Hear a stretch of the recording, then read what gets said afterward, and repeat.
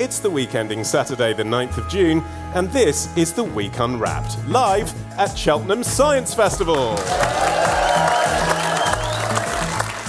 In the past 7 days, we've seen the G7 summit kicking off in Quebec, a volcano erupting in Guatemala, and food manufacturer Heinz attempting to rename salad cream sandwich cream.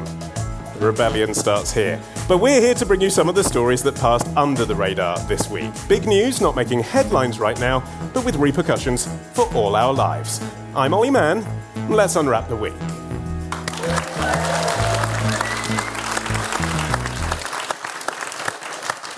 And joining us from the week's digital team are Rebecca Gillie and Arion McNicoll. And today we welcome special guest, Dr. Adam Rutherford. And Adam, you are starting the show this week.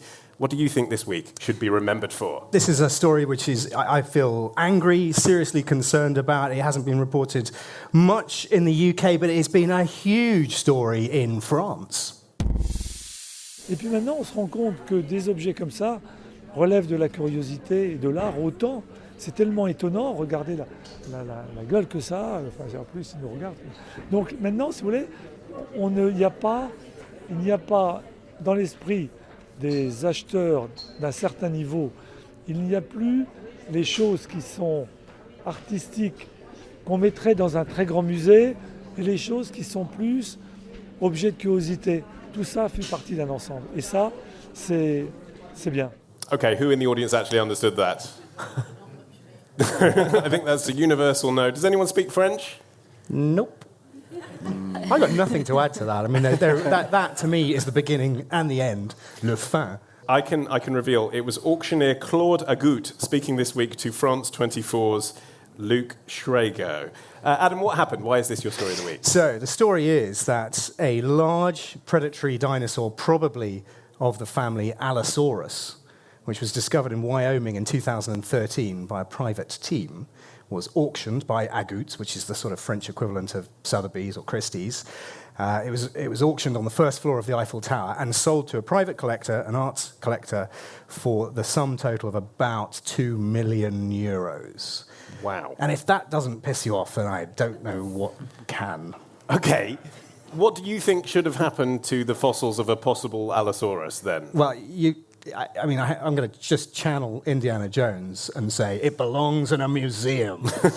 And this is a really big issue in paleontology and also studying meteorites, that there's this huge, not black market, there's a huge private market for trading in fossils. But there is also a black market, would you believe it, where fossils that have been discovered on private land in the States and all over the world get traded for enormous sums of money, and then what happens to them is they're outside of the realms of scientific pursuits, and therefore we know nothing about them.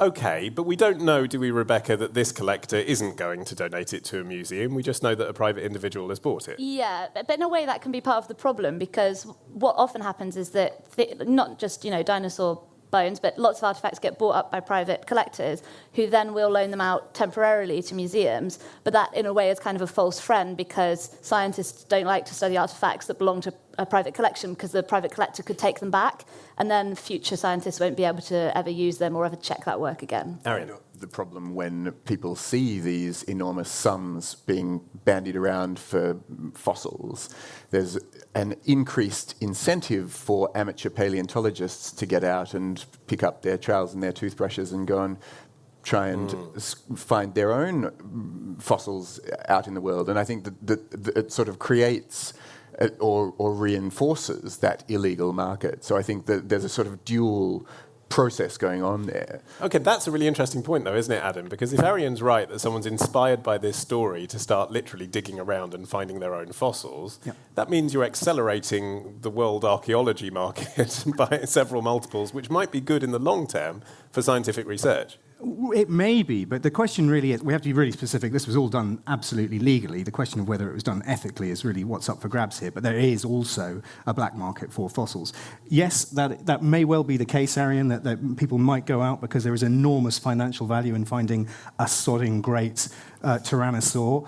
And we know this because there is this market which already exists. A few years ago, the actor Nicolas Cage spent $300,000 buying a Tyrannosaur skull. Outbid Leonardo DiCaprio, I think. He outbid Leonardo DiCaprio. Yeah. It turned out that it was stolen. I think it was from Mongolia originally, but it turned out it was stolen and he had to return it, and we all laughed. Are you sure that wasn't a film? Was it a film? Sounds a lot like one of his films. It might have been a film. Did they actually. tear each other's faces off and then start playing kung fu? Yeah, that actually happened. No, but the point is, though, that if people are going out there and finding fossils and then putting them onto the market for financial gain, then, we have protocols in science. We have ways of digging up stuff so that the information is preserved and so that they are fully accessible to the rest of science, so that they're not the knowledge gained can be passed on. But instead, you're right, actually, Rebecca, you're right in that the person who bought it, who is anonymous, has said it will be on public display and it will be available to science. What that means, though, is not really satisfactory if you're a paleontologist. And on the public display point, and we were talking about this the other week, weren't we, Rebecca, with regards to the Elgin marbles, does it matter if the public see a replica of an Allosaurus rather than the real bones of something that was dug up in Wyoming? I mean, in terms of inspiring people, what's the difference?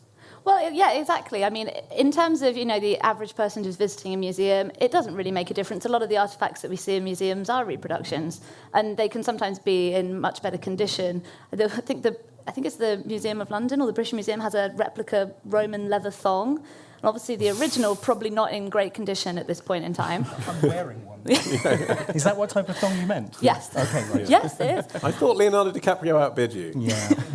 we have an exchange, an agreement. Sure. David and Victoria Beckham. But from a scientific perspective, it is very dangerous, to people whose life's work is to study these artifacts, to have them in the hands of private collectors who probably aren't going to appreciate them in the same way that's going to have that lasting benefit to future generations. You've got to remember that most museums are actually active research centres. The Natural History Museum in London it's partly the stuff that we see in the amazing, Dippy the dinosaur, the Diplodocus who isn't there at the moment. It's partly all that front stuff. But there are hundreds of scientists behind the scenes who are working on those specimens. And you know how I sort of hedged my bets and said we think it's an Allosaurus. This thing hasn't been named. It's an incredibly important fossil. It's 70% complete. It's 2.6 meters tall and 9 meters long. It's epic, and we don't even know what it is. We don't know whether it's in the same family, and we may never know. If it goes on display, it will have a label which says, I don't know, Allosaur. What do you think it is, though, that's stimulating this demand for dinosaurs in particular? Arion?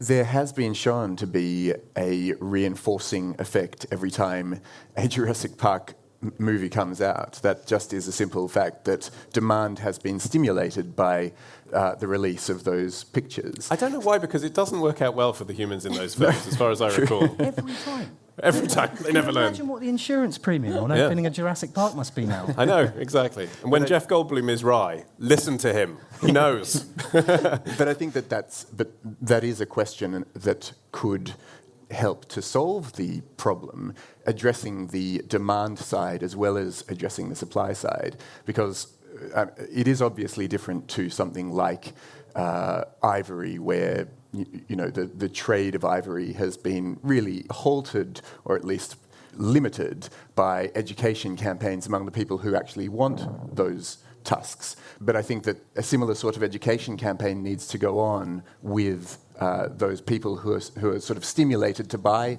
dinosaurs in the first place, often by dinosaur movies. I mean, that is hilarious, isn't it? It's a bit like the Harry Potter owl thing, isn't it? There's a connection, apparently, with owl neglect and Harry Potter movies and books coming out. It's that kids want owls as presents and snakes and stuff. So Jurassic Park should come with a health warning, basically. Don't try this at home. Right. The problem with the increased demand as well is that museums can't compete with private bidders, and the more it becomes normalised to have these amazing artefacts in private collections, museums can't afford to spend €2 million buying something at the drop of a hat. And so museums, this is why education is important, because if the demand doesn't decrease, museums really can't compete with that. I think the Chicago Natural History Museum paid something like $8 million for a T-Rex. Called Sue. Called Sue. But that was the name they gave to it, not its original name. You don't know I that. don't know. But, obviously that was a very rare occurrence, and the average museum cannot afford to make those kind of purchases.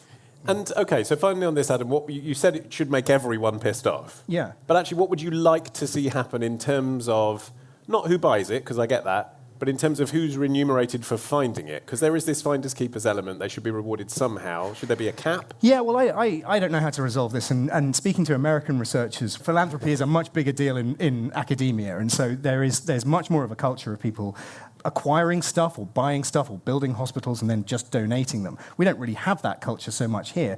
It may be that for paleontology that needs to happen in the States in order that these privately traded commodities can then properly enter the scientific discourse rather than sort of in a tokenistic way, which I think is what's going to happen with this allosaur. A few years ago, I was filming in a lab in Oxford, and we were just using it as a location. And I knew the guy who was the head of the lab, and it wasn't to do with what his research was, but when we were taking a break, and he said, come have a look at this, come and have a look at this. And he went down, he opened this drawer and put this lump, which looked like a fossilized piece of crap. It was about this big, about just a bit bigger than a walnut, and said, "What's that?" And I looked at it and went, I don't know, it looks like a stone. And he said, "That is a fossilized iguanodon brain." Wow. And I said, am I allowed to swear on this program? Yes. I said, fuck off. Right? Because we don't have very well-preserved soft tissue for fossilized bones. It's mostly like calcified bones, the hard stuff. Sure. And I said, well, what are you talking about? You can't just hand me a fossilized iguanodon brain and say, get it out of a drawer like that and not expect me to say, fuck off. I said, well, so tell me the story about this. And it was found by a private collector off the south coast of the UK a few years before. And they had done some preliminary studies on it, and it really was an iguanodon brain. As far as I'm aware, it's the only fossilized dinosaur brain in existence that we have. This was in 2008 or 2009. It was finally published last year after the owner of the lab had died, and I never found out what the full repercussions of it entering the public domain, but it was being held back from entering the public domain because the person who discovered it wanted some serious green for it. Right. And that's just, I have a moral objection to that. That's not cool. Okay. But you have just sowed the seed. Obviously, anyone listening, if you do find a fossilized iguanodon brain, expect the serious green. Rebecca, you're next. What's your story of the week? What's under 25, has never been married, and willing to travel?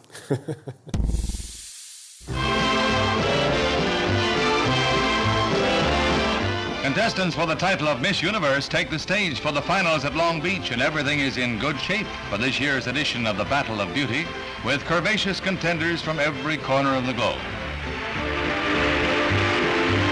5 potential winners, the Misses Norway, USA, Japan, England, and Brazil. Now it's up to the judges, and they tap Miss Japan, the first entry from the Orient ever to win the coveted crown. A rising beauty from the land of the rising sun. Newsreel from 1959 there, covering the Miss Universe pageant. You can watch the full clip on the US National Archives website. Rebecca, that was the world's first Japanese winner of the competition, breaking boundaries there, as we heard in the voiceover. So what? Why is this your story of the week? Yeah, I think the rising beauty and rising sun was what was once known as a tasteful segue. So the story this week you may have seen is that Miss America has announced that there will no longer be a swimsuit round and no longer be an evening wear round, which means all the appearance-based elements are being removed from the contest. The organisers, who are now led by 3 former Miss America contestants, have said that it's going to make it a competition that's just purely about character, personality, no longer appearance-based. But the reason that I have brought it this week is because I think the feminist implications are relatively obvious. Feminists have been protesting Miss World, Miss USA, Miss America, since the 1960s. But I can't help but think that all of these contests are rooted in a slightly sinister branch of science called eugenics. Wow, just drop the E-bomb there right at the end. E-bomb. Okay. Yeah. Slightly sinister branch of science. Okay. Arguably overtly sinister. Why? What's it got to do with eugenics, praising someone in a swimsuit?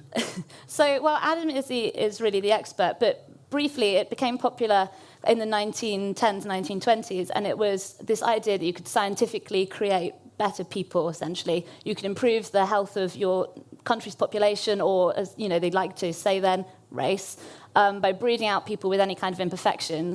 So that could be anything from alcoholism or mental illness in the family to being deaf or blind. People who had any of these, you know, what were known as defects were encouraged not to breed, and men and women who were healthy were encouraged to breed and then overall improve the quality of the race. The dark end of this, well, I mean, it's all quite dark, but the darker end, you had things like forced sterilization and you know, people being committed to institutions and this kind of thing. But one of the kind of strange offshoots it took was something called fitter family competitions. These were usually held at American state fairs. You would enter your family, and they would be tested, you know, by people with ridiculous, I imagine probably those skull measuring things were involved a lot. They would measure you physically and mentally and assess who the fittest family was that we should all aspire to. And that's also how we got child beauty pageants and, you know, beautiful baby contests. Okay. I mean, I guess the problem is, just leaving eugenics to one side for a moment, that if you're using any objective analysis to say who's the best, woman, it's quite difficult, isn't it? You know, it's not, it is objective. It is subjective rather than objective. So, Arion, the new rules say that candidates will be asked to demonstrate their passion, intelligence, and overall understanding of the job of Miss America. I mean, what is the job of Miss America? Well, exactly. I guess they kind of go to openings and attend charitable events. I don't know that there's a clear position that they're auditioning for, and certainly their views on world peace, I'm not sure, are going to come into whatever the role is. But I do think that question of the way that they have tried to amend the competition in the first place is really curious. I mean, at the end of the day, we're still going to be left with a pageant, and you suspect that the winners are still going to be attractive women. So, you know, are they actually going to allow for men to take part in the competition? Are they going to allow for illegal immigrants to the country? You know, is it still America? Is it still Miss? And if it is both of those things, what has really been eradicated? I mean, the thing is, though, they have beauty competitions for men, don't they? They have. I mean, I know they're Mr. Universe, and it's generally more about muscly men rather than beauty per se. But nonetheless, they have pageants for men. They're less popular when they're televised. Miss America is still massively popular. So, Adam, you know, you understand the struggle here, don't you, of the organisation? They want to be seen to modernise. They want to be seen to listen to the feminist critique that there is. But at the same time, there's clearly a huge audience, including women, who want to watch this on the telly. But is there? I mean, do we know that? Yes, there's an audience who watch it. And, I mean, this is, I guess, a question for the biologist here. Isn't it the case that we are programmed to be interested in subjective beauty? You know, attractive people get better jobs, like hosting current affairs podcasts, for example. That's a well-known fact, isn't it? So it's the case, isn't it, that we're interested in who is the best looking and people quantifying that. And that's an instinct based on reproduction and how we're built. Yeah, sure, except for the fact that we're sort of stepping into the realm of evolutionary psychology, which I think is such a crap science that it really shouldn't be called a science. We sometimes refer to it as being just so stories, right? And when we talk about human behavior and things like attractiveness, we are in the realms of pseudoscience and total bollocks at worst. You say that like I'd have a problem with this. So when it comes to saying, you know, things like we are attracted to people who are attractive, I suppose that is true. I suppose there are studies which demonstrate that, but it doesn't appear to have stopped ugly people from reproducing at the same rate as supposedly attractive people. And that's the ultimate selection pressure. If being attractive was an evolutionary pressure and it was an adaptive function, then we'd all be much, much better looking than we are. We'd all be podcast hosts. So I just don't really buy into... So it's so culturally mediated, and so and we know this when we look at Miss America, they all kind of look the same. They kind of look uninteresting to me, but they're not unattractive. That would be a foolish thing to say. In a sense, I don't really understand... Like you said, what is the job? I don't really understand what the point of the competition is if you're going to remove the pure objectification of this social and cultural norm of what the perception of this beauty should be like. I slightly don't care, But I mean, is it going to be X Factor? Are they going to take a written test? Well, you see, now X Factor is an interesting comparison, isn't it, Rebecca? Because that's a singing competition, and yet the people who do well and sell millions of records, Leona Lewis, One Direction, they're not ugly. No, absolutely not. I mean, we are, as a society, very programmed. It's true that, obviously, it's kind of a truism to say that being attractive makes you attractive. It's kind of a circular argument. But what's attractive is so defined by culture. I mean, I suspect we've probably heard all the factoids about, in Elizabethan times, being deathly pale was very attractive. In parts of the developing world, being overweight is attractive because it, connotes that you have money. And These are all rounds I'd like to see in Miss America. Yeah.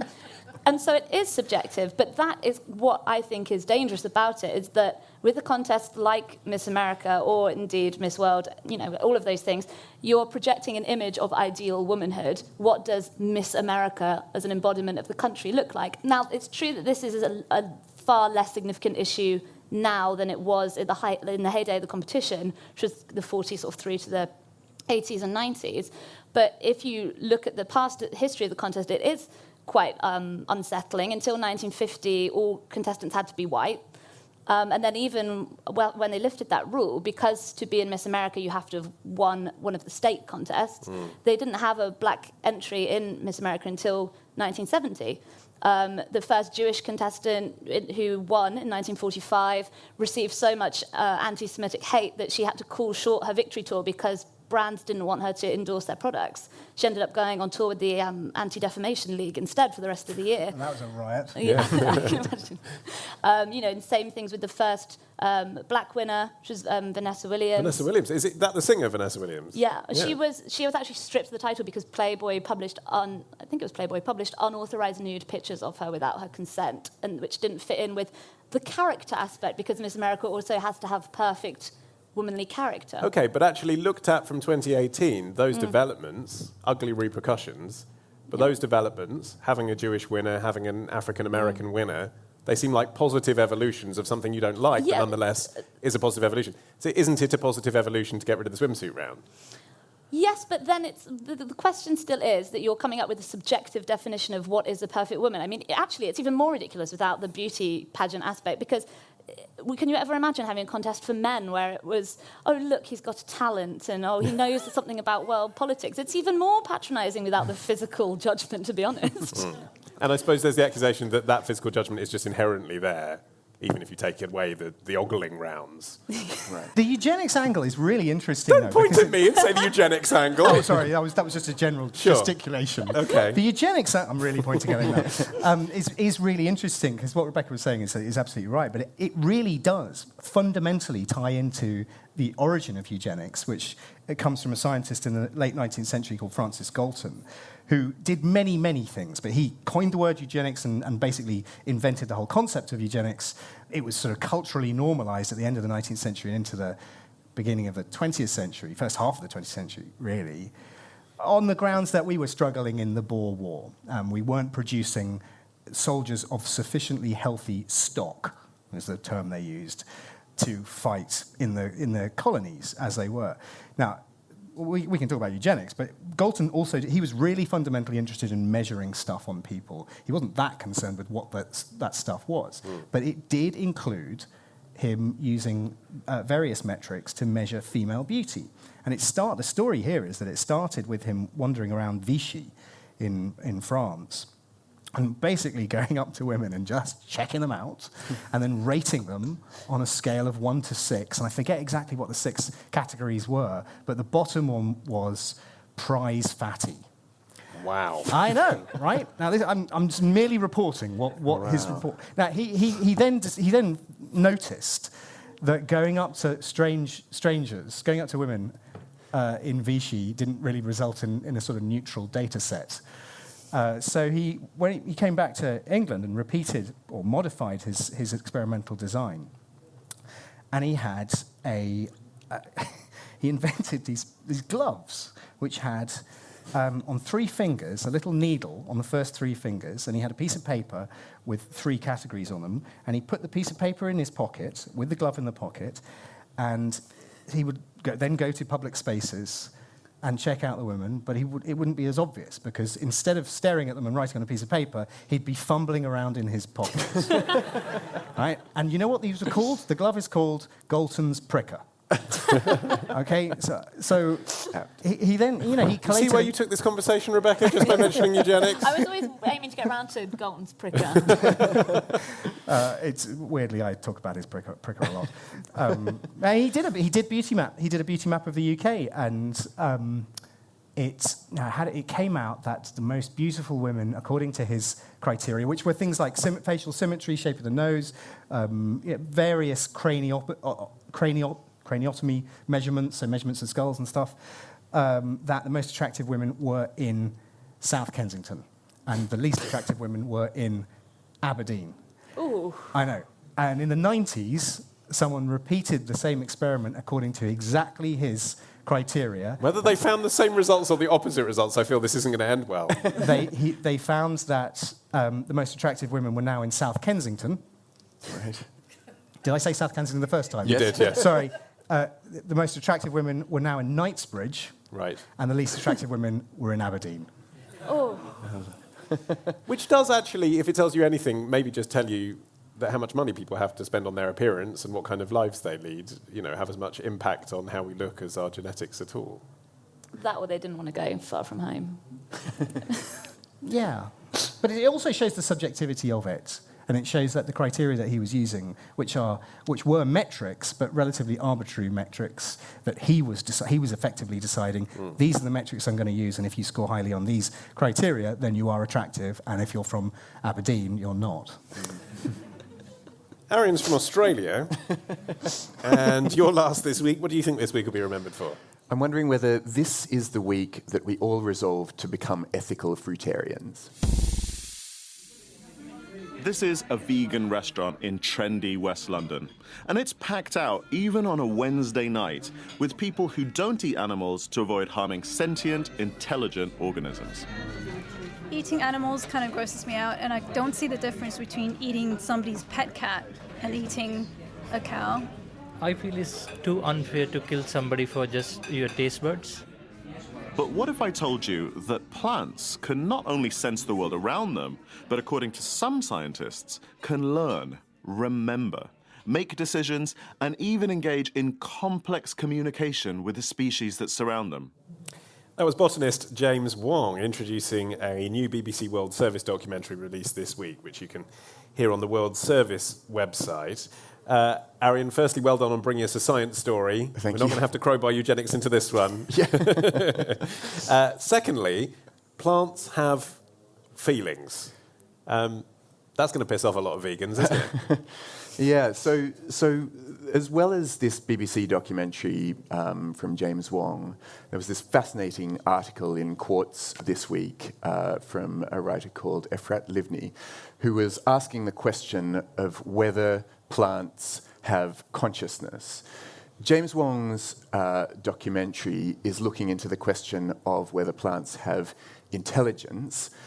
And of course, both of those terms are very loaded and tricky in their own right. But what both of those pieces of journalism shared was that they were looking at the most recent botanical experiments, which seemed to indicate a range of new behaviours in plants that we hadn't hugely been aware of before, specifically the ones that he mentioned about plants being able to learn and remember, but then also that they have the capacity to identify kinship and communicate with their kin, as opposed to plants that they're not related to. So the question that he asks, as controversial as it may be, does seem a live and important one, particularly for anyone who has made the decision to eat plants and not eat animals on the basis of those qualities that do traditionally get called intelligence. So it just seems like, a fascinating moment in our understanding of what plants are capable of. But it sounds like there's quite a lot of experiments left to do before we have a conclusive answer on this. He's asking a lot of questions, isn't he? And these journalists are asking questions. He is, but some of the experiments do seem relatively conclusive. So one of them, I'll just quickly do one, which was from the University of Ben Gurion in southern Israel, which was kind of like a sort of Chinese whispers, where it was a row of plants with just 2 roots each, 1 root in their own pot and 1 root in their neighbour's pot. They subjected the plant on the very far end of this train to drought-like conditions and found that through their root system, the plants were able to communicate this information all the way down to the end of the row, and all of the plants then closed the pores in their leaves, allowing them to prepare for the imminent drought, and thus evidently showing that they had communicated successfully information that they needed. Okay. So, Adam, does that mean vegetarians, vegans shouldn't be eating them? Well, that's a moral or ethical judgment which I'm not equipped to answer. Go on. Well, there's nothing else to eat then. If vegetarians don't eat plants, then they really need to retire from eating. I've been a vegetarian for 6 months, and I've got massive cognitive dissonance about this, and I understand and cannot justify meat eating now that we know about what meat eating does. Does to what? To well, the does the animals, environment, to the does to us. There's very little moral justification for remaining a meat eater, and yet I will eat a steak tonight. Right. So I totally recognise the it's not massive cognitive dissonance, is it? That's psychopathy. Yeah, but that's not my own lack of morals is not what's on judgment. I think that's the nature of this program. Sure. Is it? Yeah, sure. Okay, but I mean the science is really, really interesting. In some ways, that result that you just described is kind of non-surprising, other than no one's ever done that experiment before, and it's demonstrated that we simply didn't know. It's surprising that no one's done it before, but it just shows how little we know about plants. And that's really cool. Being able to identify kin in any organism is absolutely essential, and we've known about that in plants for a long time. More in mushrooms, where mushrooms have thousands of different sexes because they move so slowly, and basically if you move really slowly and come across another mushroom who it turns out you're very closely related to, then you've wasted a lot of energy, whereas we can just ask. So they've evolved a sexual reproduction system where they have some fungi have up to 11,000 different sexes, which makes for interesting parties. Wow. So being able to recognize kin is absolutely crucial. I think my problem with this is it becomes a semantic argument. When you use terms like consciousness or intelligence, all organisms exist in an environment that they have to be able to sense. Right? So it's a prerequisite of being alive. How that translates into what we very loosely define as consciousness, which until relatively recently people used to say is inherently associated with language, and therefore only humans are conscious. Now, most scientists have moved away from that because that's a silly thing to say. Well, this is it, isn't it, Rebecca? Like, our understanding of consciousness and our ability to empathise with other living things in the world is perhaps inhibited by the fact that we, and all scientists, are human. And there's only a level to which we can understand. Yes, obviously our understanding of what it means to be conscious or to be sentient is very much informed by the fact that we live in a world where humans have created all of these concepts. A lot of the scientists who are looking into the idea of plant consciousness say we need to look at a new way of thinking about consciousness. Plants can do a lot of things that we do with our eyes, ears, fingers, etc., but they're doing it through a completely different way it's almost impossible for us to process. And there are times, I might be biased because I've always struggled with science, but there are times when I think we are learning more than is good for us. When you uncover this idea that maybe the plant remembers what you did to their next door neighbour, it's something that just... Questions of consciousness are always complicated, but this one in particular, I think, goes to a point where we have to just at one first stage step back. And, as Adam was saying, if there's an ethical issue with eating plants, what on earth are we going to eat? Well, I suppose maybe you're more selective about the plants you eat, Arion, because this is the argument that a lot of sort of lightly meat-eating chicken and fish type, pescatarians and stuff will use. I wouldn't kill a cow because it's so intelligent. I wouldn't eat a pig because it's so intelligent. But I would happily take a fish out of the sea and bludgeon it on my boat because it's a fish. Who cares? Which you can say it's not ethically consistent, but we can still sort of understand where they're coming from. It's to do with how much we relate to the animal, isn't it? And if we know that a plant is particularly clever, if it's the dolphin of the plant world, might that stop people boiling it and having it with their stir fry? Maybe. Or then there are things like fruitarianism, where it's a movement that encourages people to eat only the kinds of fruit and vegetables that have naturally fallen to the ground and were therefore, going begging anyway. But I suppose, coming back to Adam's point, that there are many good reasons why people might want to choose to eat things other than animals. It does make anyone who's wanting to mount the argument about intelligence being limited to animals and not plants, it makes it more complicated, and I think it is worth considering. I mean, Adam, when all's said and done, this show is about evaluating what are the stories that have been, woefully underreported. What are the stories that in 10 years' time we'll be discussing? So we've heard about the sale of some dinosaur bones. Yeah, probably not. We've heard about Miss America banning the swimsuit round. Would you agree with me that maybe this one actually does have some legs?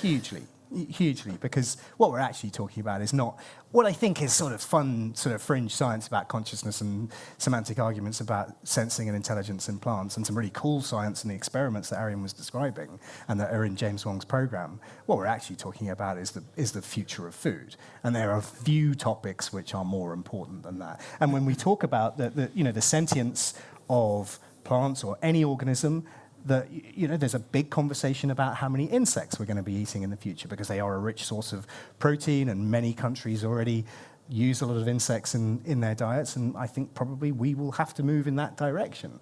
Okay, that was the current affairs round. Swimsuit round is next. But in the meantime, thank you very much to Dr. Adam Rutherford, everybody. To Arion McNicoll. And to Rebecca Gillie. And thank you as well to the fine people of Cheltenham. I've been Olly Mann. Our music is by Tom Morby, the producer, Matt Hill at Rethink Audio. Until we meet again to unwrap next week, goodbye!